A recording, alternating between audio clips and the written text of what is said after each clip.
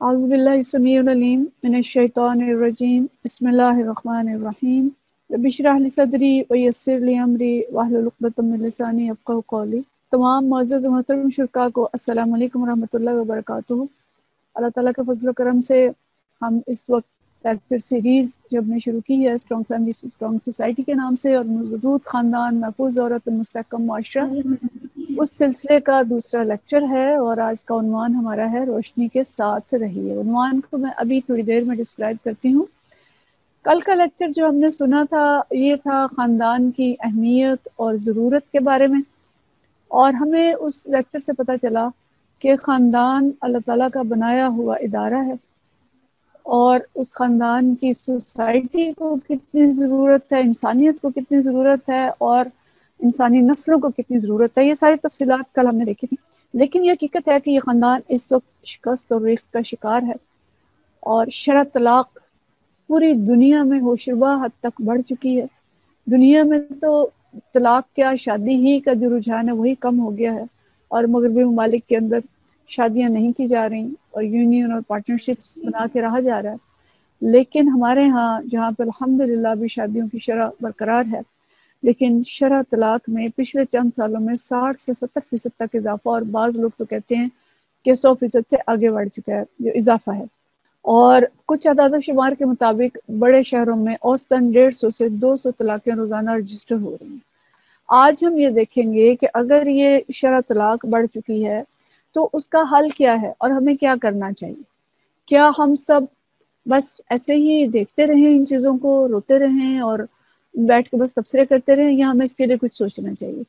तो उस सोचने के लिए हम बैठे हैं और इसका आगाज़ मैं एक अमली मिसाल से करूँगी जो मोहतरमा बिन्त इस्लाम साहिबा ने अपनी किताब के अंदर दी है कि एक अंधेरा कमरा हो और उसके अंदर कई सुराख हों और उन सुराखों में से कीड़े मकोड़े सांप बिच्छू निकलते रहते हों, और होता यह हो कि एक सुराख बंद करें तो दूसरे सुराख से कीड़े निकल आए, उसको बंद करें तो तीसरे से निकल आए, और ये सिलसिला जो है ये रुके ना। तो वहां पे हमें क्या करना चाहिए। इस वक्त की सूरत हाल यही है। अब एक वजह को डिस्कस करते हैं कि जी अदम बर्दाश्त की वजह से तलाक़ें हो रही हैं, तो आप उस पर लेक्चर्स करा दें, उस पर सीरीज करा दें लोगों की डिप्रेशन को हल करने के लिए, और बहुत सारे साइकोलॉजिस्ट बिठा दें तो कोई और वजह निकल आती है, फिर कोई और निकल आती है। तो उसका हल क्या है। तो किसी आलिम दीन ने उसका हल ये बताया कि आप कमरे में रोशनी कर दें तो सारे कीड़े मकोड़े गायब हो जाएंगे। तो ये आसान हल है कीड़ों का, शुकुक व शुबहात का। आज की दुनिया में अगर हम देखें तो ये रोशनी इल्म की रोशनी है, और इल्म की रोशनी आ जाए तो शुकुक व शुबहात के कीड़े और मसाइल और मुश्किलात फैलाने वाले सांप ये बिलों के अंदर चले जाते हैं और बाहर नहीं निकलते। इस रोशनी के तहत हम जिंदगी गुजारें तो जिंदगी के मसाइल हल हो जाए। हमारा अलमिया क्या है कि हम रोशनी को छोड़ के अंधेरों के पीछे भाग रहे हैं इस वक्त। लेकिन ये रोशनी हमें कहाँ से मिलेगी, इस पे हमें सोचना है और इस बात पे भी गौर करें कि जो कोई भी मशीन आती है दुनिया के अंदर, हम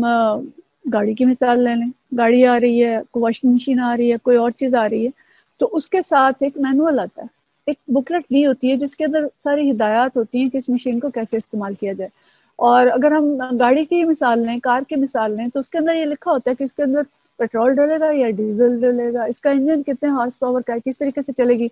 और इसको कैसे सड़कों पे चलाना है, हमने खेतों खलिहानों में नहीं चलाना। लेकिन उस गाड़ी के अंदर अगर हम पेट्रोल गाड़ी के अंदर डीजल डाल देंगे तो क्या होगा, उसका इंजन सीज हो जाएगा,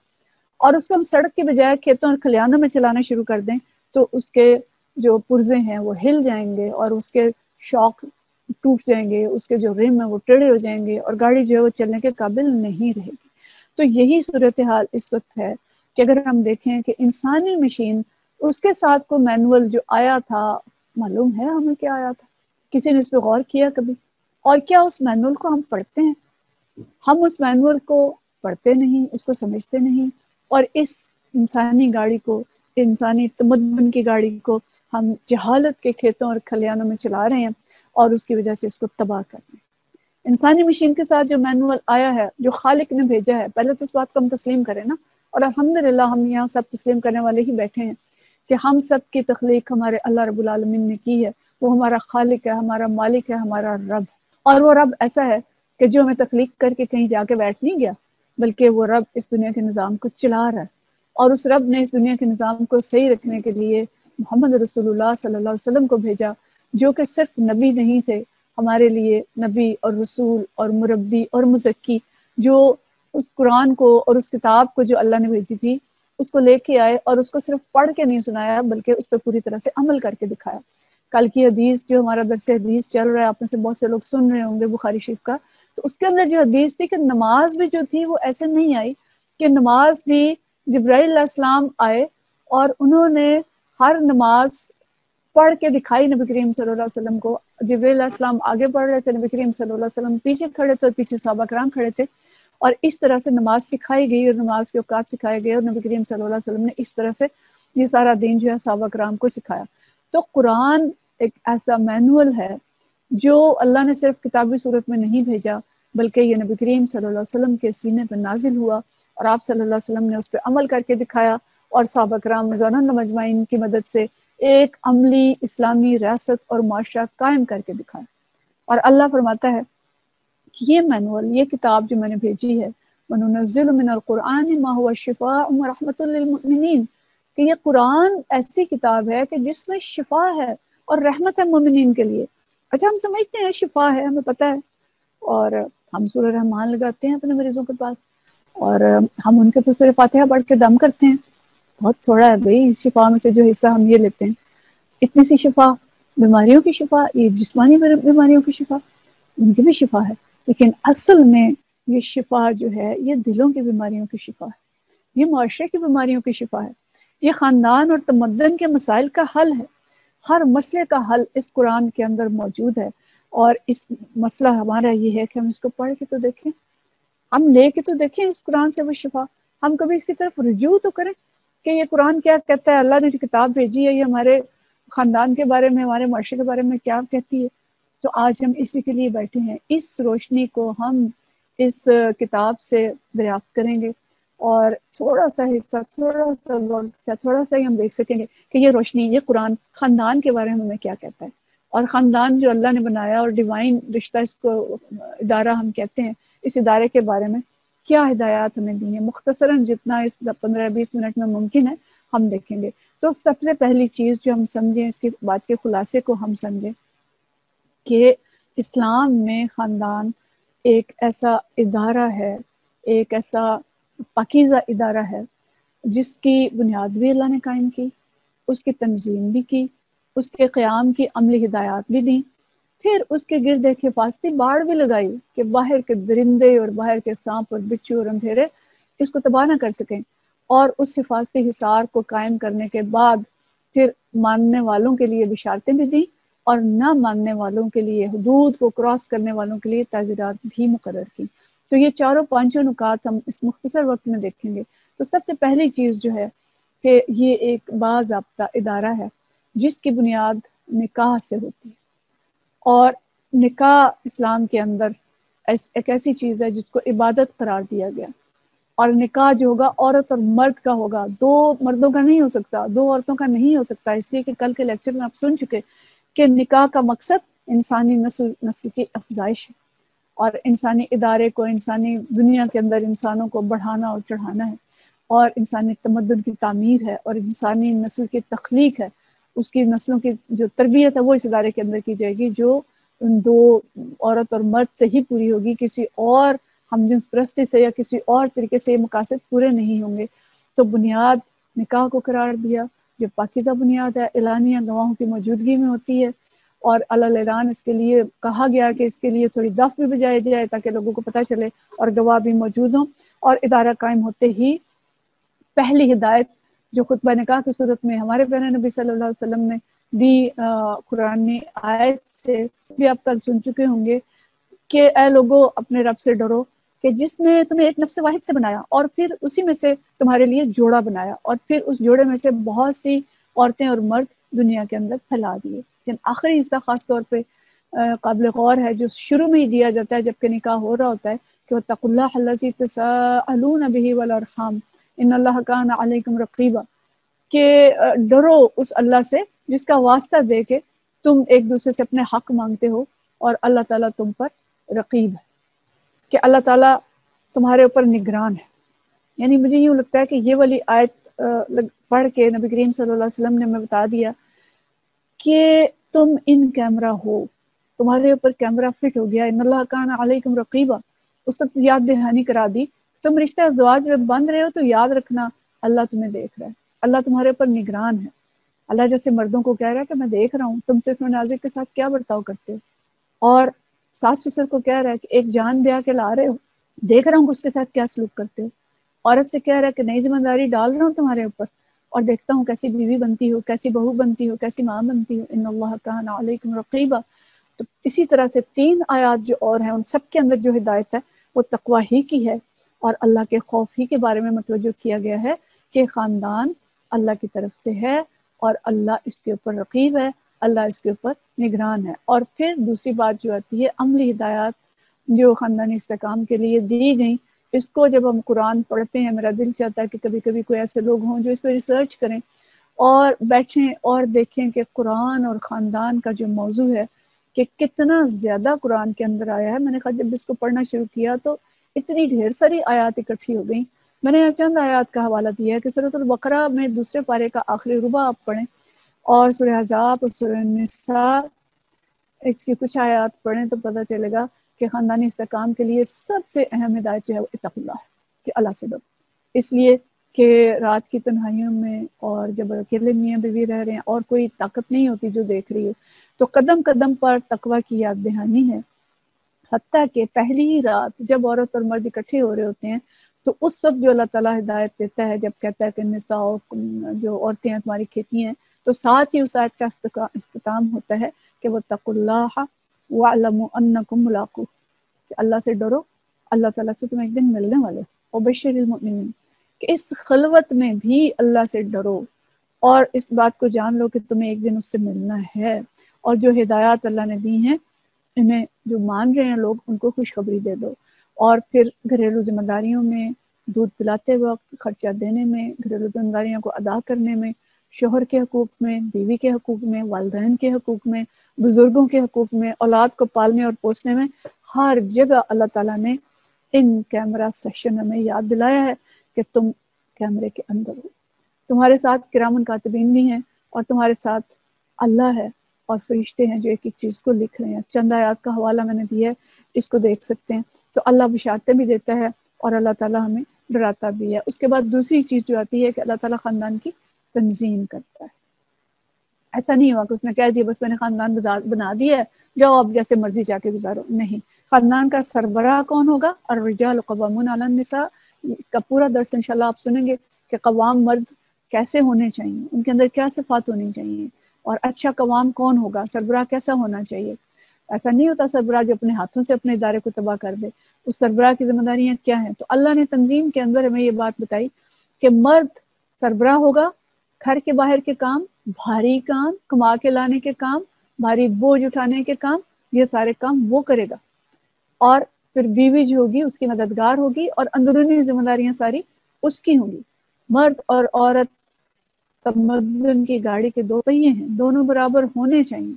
لیکن دونوں اپنی اپنی جگہ پر رہیں گے تو گاڑی چلے گی۔ اگر دونوں پہیے ہم ایک سائڈ پہ لگا دیں گے تو گاڑی نہیں چلے گی۔ اس وقت کی جو کوشش ہو رہی ہے محترم سامعین اور معزز شرکاء، وہ یہ ہو رہی ہے کہ گاڑی کے دونوں پہیے ایک سائڈ پہ لگا دیے جائیں اور دونوں کو باہر نکال دیں، کارخانوں کے اندر جائیں، مزدوریاں کریں، اور گھر کو چھوڑ دیں خالی۔ جب دونوں نکل جائیں گے تو گھر کے اندر کی نسلیں رول جائیں گی۔ کارخانوں کے اندر مل کے یہ لوگ گاڑیاں اور پنکھے اور موٹریں تو تیار کر لیں گے، لیکن جو انسانی نسل کی تعمیر کا کارخانہ ہے وہ تباہ و برباد ہو جائے گا، اس کو دیکھنے والا کوئی نہیں ہوگا۔ تو یہ خالق اور مالک نے یہ نظام بنایا ہے، اور اس نے اس تنظیم اس طرح کی ہے کہ دونوں اپنے اپنے حصے کے فرائض ادا کریں، اور ساتھ ہی حکم دیا قوام کو بھی کہ ہن لباس لکم وانتم لباس لہن۔ یہ بھی آپ تفصیل سے سنیں گے انشاءاللہ اگلے لیکچرز میں۔ اگلے سارے لیکچر انہی چیزوں پہ ہوں گے، ان کی تفصیلات کے بارے میں ہوں گے، اور جنہوں نے شروع کیا اس کو ضرور سنیں تاکہ اسلام کے پورے جو نظام ہے اس سے آگاہ ہو سکیں۔ تو جو ہدایات دی ہیں ہمیں اسلام نے، یعنی دوسرا جو اس کا پہلو آتا ہے کہ پہلی ہدایت تو یہی ہے کہ عورتوں کے ساتھ ایسا سلوک کرنا، اور عورتیں مردوں کے ساتھ کریں جیسے اپنے لباس کے ساتھ کیا جاتا ہے، جو جسم کی طرح، جسم میں جان کی طرح ساتھ ہوتا ہے، جس کو ہم صاف رکھتے ہیں، جس کی کیئر کرتے ہیں۔ اور فرمایا شروعنا بالمعروف،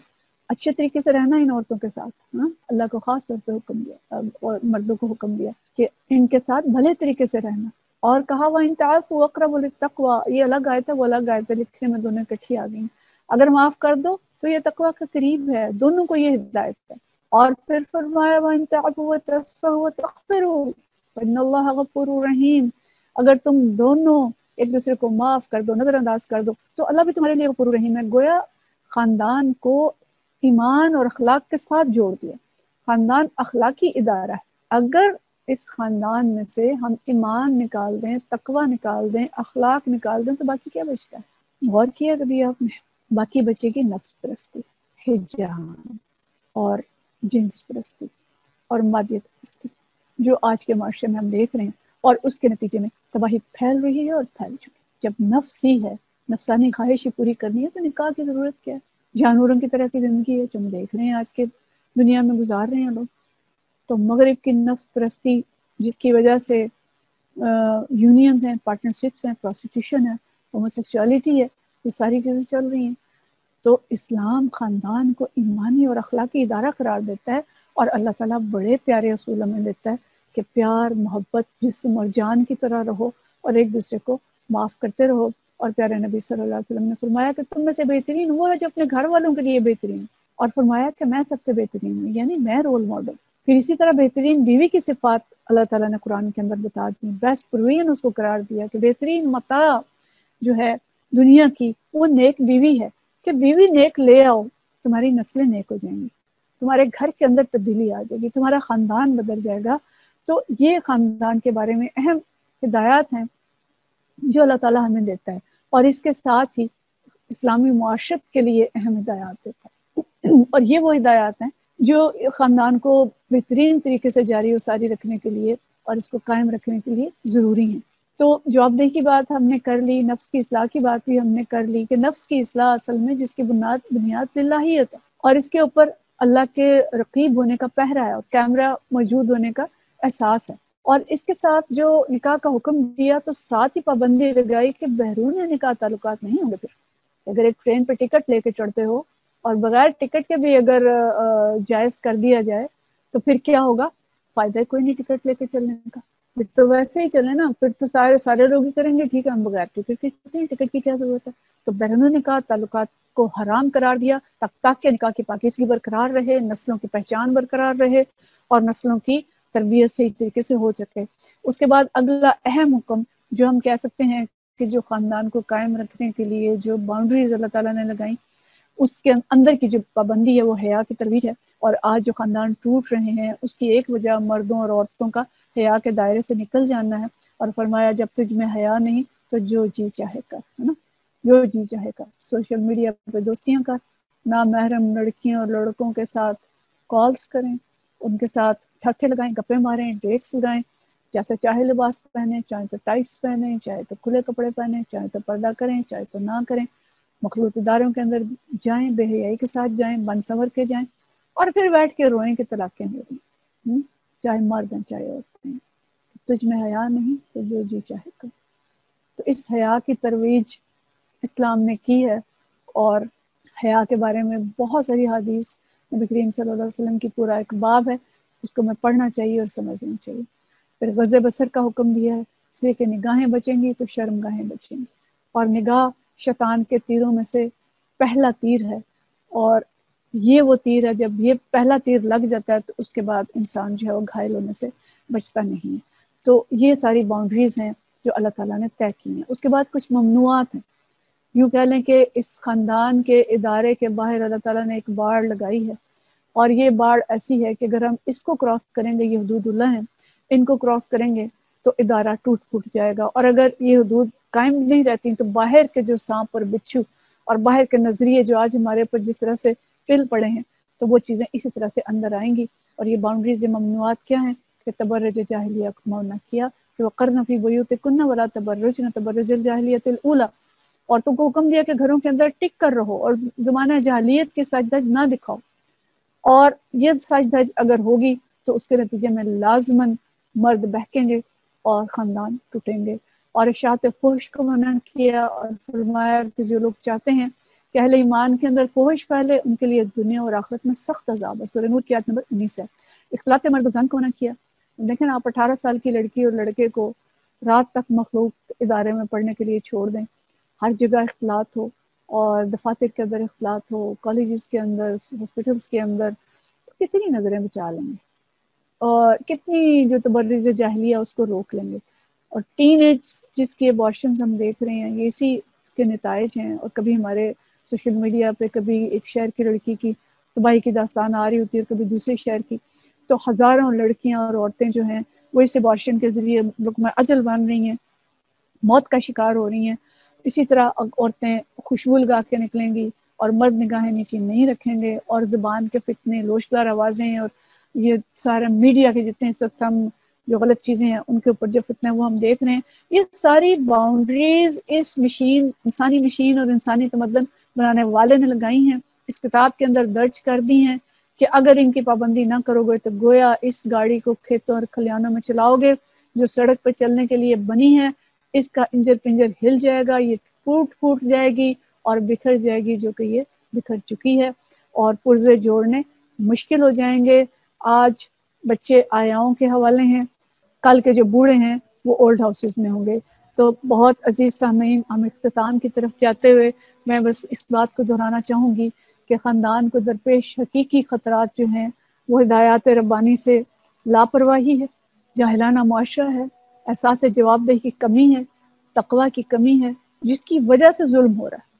اور جس کی وجہ سے ادائیگی فرائض میں کوتاہی ہے۔ اگر آج سارے شوہر اللہ سے ڈرنے والے بن جائیں تو مجھے بتائیں ذرا کوئی گھریلو تشدد باقی رہے گا؟ اگر ہر مرد کو پتا ہو کہ میرے پر کیمرہ لگا ہے اور میری ویڈیو ریکارڈ ہو رہی ہے اور اللہ تعالیٰ مجھے قیامت والے دن دکھا دیں گے، تو کیا گھریلو تشدد اور عورتوں کی مار پٹائی اور عورتوں کے ساتھ زیادتی باقی رہے گی؟ شرع طلاق بڑھے گی یا کم ہوگی؟ ساری بیویاں اگر ہیں وہ تقوی والی اور اللہ والی بن جائیں، اپنی ذمہ داری سمجھ جائیں، تو گھر کا نقشہ کیا ہوگا؟ سارے والدین، سارے اساتذہ اپنی ذمہ داریوں کو سمجھ جائیں، اللہ سے ڈرنا شروع ہو جائیں، تو بچوں کی تربیت کس طرح سے کریں گے؟ حکومت اللہ سے ڈرنے والی بن جائے تو نظام تعلیم کیسا ہوگا؟ میڈیا اور عدلیہ کیسی ہوگی؟ تو ہم نے ان باؤنڈریز کا جب خیال نہیں رکھا اور حفاظتی حصار ہمارے ارد گرد سے بکھر گیا ہے، اور یہ سب باتیں جو ہم نے کی ہیں سب ہو رہی ہیں، اور اس کے نتیجے میں شرع طلاق تیزی سے بڑھ رہی ہے، ہماری مشکلات بڑھ رہی ہیں، ہمارے گھروں کے اندر پریشانیاں بڑھ رہی ہیں، معاشرے کے اندر ہجان خیزی بڑھ رہی ہے۔ تو ضرورت ہماری یہ ہے کہ ہم اس روشنی کی طرف واپس پلٹیں، ہم قرآن اور سنت کے ساتھ جڑ جائیں، اپنے بچوں میں اس کی بنیادیں مضبوط کریں، شوہر اپنی ذمہ داریاں ادا کریں، بیویاں اپنی ذمہ داری سمجھیں، شوہروں کی اطاعت کریں، ان کی خدمت کریں، والدین اور بزرگوں کے ساتھ ہم سب احسان کا رویہ رکھیں، شیطان کے حربے سمجھیں اور اس کے جھانسے میں نہ آئیں۔ پروفیسر خورشید احمد صاحب اسلامی معاشرت کے سلسلے میں اپنی کتاب میں بڑی ایک اہم بات لکھتے ہیں، آخری نقطے کے طور پہ اس کو یاد کر لیں کہ 6 ستون یاد رکھیں اسلامی معاشرت کے،